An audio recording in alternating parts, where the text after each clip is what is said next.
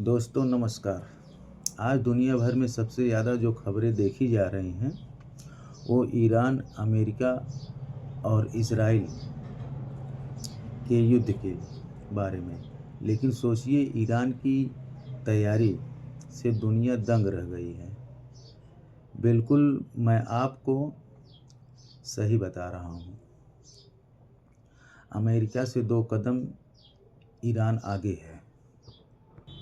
सोचिए, अमेरिका को अब तक गुमान था कि उसके पास दुनिया के सबसे आधुनिक फाइटर प्लेन हैं, 6 जनरेशन के सब लड़ाकू विमान हैं, लेकिन वो सारा पैसा बर्बाद चला गया। मुझे लगता है कि अब के समय में जिस देश के पास ड्रोन्स नहीं हैं और मिसाइल्स नहीं हैं, वो युद्धपोत प्लेन बनाकर अपना पैसा बर्बाद कर रहे हैं। सोचिए, आपके पास आधुनिक मतलब फाइटर प्लेन जो है, मिसाइल है जिसकी गति 10,000 किलोमीटर प्रति घंटा है। अब सोचिए, ये ताकत ईरान ने हासिल की है। इतना ही नहीं, F-35 जो मार गिराया है, ईरान ने उसके बारे में कहा है कि एक ऐसी तकनीक है ईरान के पास जो हीट वेव को भी फॉलो करती है। मतलब अमेरिका को अब तक पता था कि उसके स्पिरिट 2 बम्बर F-35 रैप्टर 16, 15 ये जो सारे जो प्लेन हैं उसको कोई मार नहीं सकता है। लेकिन सोचिए, तकनीक के मामले में अब पीछे रह गया है। दरअसल जो अमेरिका है कि दरअसल जो अमेरिका है उसके जो फाइटर प्लेन जो उसने मार गिराया ईरान ने, उसके बारे में ट्रंप बहुत चिंतित है। अभी जल्दी में 4,000 किलोमीटर जो मिसाइल मारा गार्जिया में, उससे और लोग अचंभित हैं। ईरान में ही बैठकर अपने जहाज़, उसके पास फाइटर प्लेन की ज़रूरत ही नहीं है। सोचिए, ये अमेरिका युद्ध क्यों हार रहा है। जैसे ही वह फारस की खाड़ी में अपना युद्धपोत लाता है, जैसे ही होम्स स्ट्रीट के पास वो अपना युद्धपोत लाता है, ईरान उस पर मिसाइल दागता है। तो ईरान की ताकत क्या है? मिसाइल दागता, उसको कहीं नहीं जाना पड़ता। अब अमेरिका के पास एक चारा था कि उन मिसाइल को वो ध्वस्त कर दे, लेकिन वो ध्वस्त करेगा कैसे? उसके ईरान के आकाश में जैसे ही फाइटर प्लेन उड़ते हैं, ईरान उसको मार गिराता है। अपनी रक्षा प्रणाली से उसको ट्रेस करके मार गिराता है।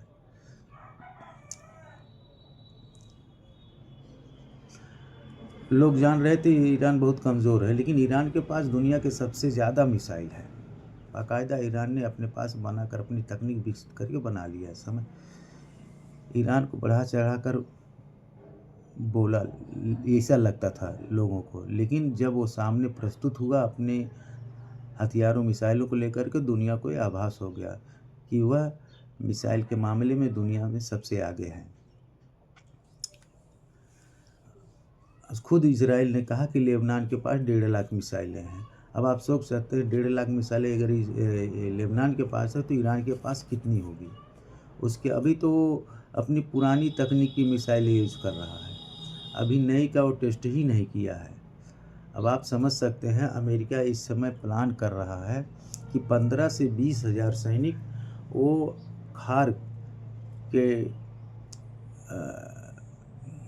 आइलैंड पे उतारना चाहता है। अमेरिका खार के आइलैंड पे, जहाँ 90% उसके जो तेल और गैस के भंडार है ईरान के, वहाँ अमेरिका 15 से 20 हज़ार सैनिकों को उतारना चाहता है। वो कमांडोज जब आएंगे तो वो सोच रहा है कि हम आसानी से कब्जा कर लेंगे, लेकिन नहीं, ईरान उसके लिए भी जाल बिछा के बैठा है। उस आइलैंड के चारों तरफ उसने बारूद लगा दिए हैं, डायनामाइट बिछा दिए, बम लगा दिए हैं। और उसकी ऐसी भौगोलिक स्थिति है, वहाँ की बनावट है, पहाड़ियाँ हैं कि जगह जगह चप्पे चप्पे पर उसके सैनिक मिसाइल हथियार लेकर के वो तैनात हैं। वो दूर से ही वो मार देंगे। वो उधर से आएंगे पोत से या मरीन से, तभी वो समुद्र में ही मार दिए जाएंगे। उधर आप समझ रहे हैं, वो आ रहे हैं, वो अगर हवाई क्षेत्र से भी अगर पैराशूट से अगर वो आते हैं तो वो हवा में ही मार दिए जाएंगे। और यहाँ तक कि सुनने में आ रहा है कि अगर बाय द वे अगर उस आइलैंड पे अमेरिकी सैनिक कमांडोज अगर उतर भी जाते हैं तो अमेरिका, ये माफ़ कीजिएगा, ईरान जो है अपने आइलैंड को ही उड़ा देगा। वहाँ एक उस आइलैंड को ज्वालामुखी में तब्दील कर सकता है। वो इनको जाने नहीं देगा। अब सोच लिए, ट्रंप अपने सैनिकों के मौत के मुंह में भेज रहे हैं, बिल्कुल वो मौत के मुंह में भेज रहे हैं, जो कि ठीक नहीं है। उनके रक्षा मंत्रालय से रक्षा मंत्री ये सारे लोग सलाह की दी है उनको, ट्रंप को, लेकिन ट्रंप मान नहीं रहा है। ट्रंप जैसे वो पागल सा हो गया, वो अपनी बातें जो कर रहा है उसके आगे किसी की सुनता ही नहीं है। ट्रंप खुद से वो बात करने लगा है, उसकी समझ लीजिए सोचने की क्षमता ही गायब हो चुकी है। अब वो सोच रहा था कि हम कुछ 2 दिन 4 दिन में तुरंत हम जो है उस पर कब्जा कर लेंगे, ऐसा बिल्कुल नामुमकिन, न हुआ न होगा। अब जब तक वो सैनिक को उसके ईरान के फील्ड में नहीं उतारते हैं तब तक कुछ हो नहीं सकता। और ईरान तो कह रहा है आप आइए, हम आपका इंतज़ार कर रहे हैं। और ये सही है। अगर यहाँ की सैनिक, अमेरिका की सैनिक अगर ईरान के क्षेत्र में उतरी, कदम रखी, तो वो बच के नहीं जाएंगे। ईरान ने ऐसे अपने प्लान वहाँ कर रखे हैं। और उसका अंतिम चारा, अगर वो किसी तरह वो पास नहीं होता है उनको रोकने में, अमेरिकी सैनिकों कमांडोज को रोकने में, तो वह उस आइलैंड को एक ज्वालामुखी में परिवर्तित कर देगा। कहने का तात्पर्य है कि किसी भी हाल में अमेरिकी सैनिक अमेरिका वापस नहीं जा सकते हैं। और इस बात को अमेरिकी राष्ट्रपति ट्रंप को समझना चाहिए। अनायास में बिला वजह के इस युद्ध को छेड़ करके, ईरान पे ज़बरदस्ती थोप करके, बगैर गुनाह के जो युद्ध जारी रखे हुए हैं, अब उनकी जो ये मान सम्मान की बात आ गई है कि हमारी बादशाहत ये अब कायम नहीं रह सकती है, इस लज्जा में पड़े हैं। और न तो निकल पा रहे हैं, न तो इसमें एंट्री ही ठीक से ले पा रहे हैं।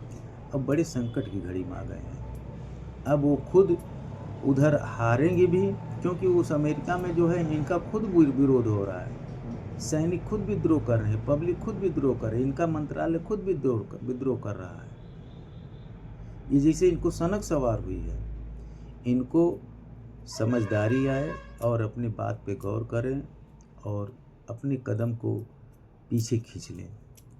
और ईरान जो 45 साल से इतना प्रतिबंधित था, उसको भी आज़ाद करना चाहिए। आप सोच लीजिए, 22 जहाज़ अभी हमारे वहाँ पे पड़े हुए हैं, 2 जहाज़ सिर्फ उसने आने दिया है। क्यों?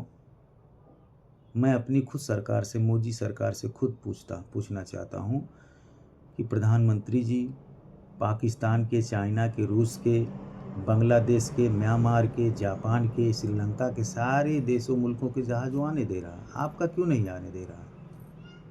इसका मतलब क्या है? इसके कई कारण हैं। पहला कारण तो ये है कि अपना मित्रवत जो देश था ईरान, अमेरिका के राष्ट्रपति ट्रंप के कहने से आपने उससे अपना संबंध ख़त्म कर दिया। अगर उसने कहा रूस से तेल खरीदो तो खरीदो, अगर कहा बंद करो तो बंद करो। ये क्या आपकी विदेश नीति रही? आप जानते हैं अमेरिका कभी भारत का दोस्त रहा? कभी नहीं मित्र रहा। वो तो हमेशा पाकिस्तान की साइड लेता रहा। अमेरिका के राष्ट्रपति, अमेरिका और इजराइल दोनों समझ लिए सगे भाई हैं। जब भी तनातनी भारत पाकिस्तान में होता तो अमेरिका पाकिस्तान का साइड लेता है और इजराइल इंडिया का साइड लेता है। ये दोनों मिलकर आपस में लड़ाते हैं। हमें इस बात को समझना चाहिए। साथियों, बहुत समझदारी से काम लीजिए और जहाँ भी रहिए समझ बूझ कर और अपनी देश की एकता, अखंडता को बरकरार बनाए रखिए। एकजुटता के साथ रहिए। सरकारें तो आती जाती रहती हैं, उससे हमें कोई विशेष लेना देना नहीं है, लेकिन हम अपनी मान मर्यादा और एकता को बनाए रखें। धन्यवाद। फिर आगे नमस्कार।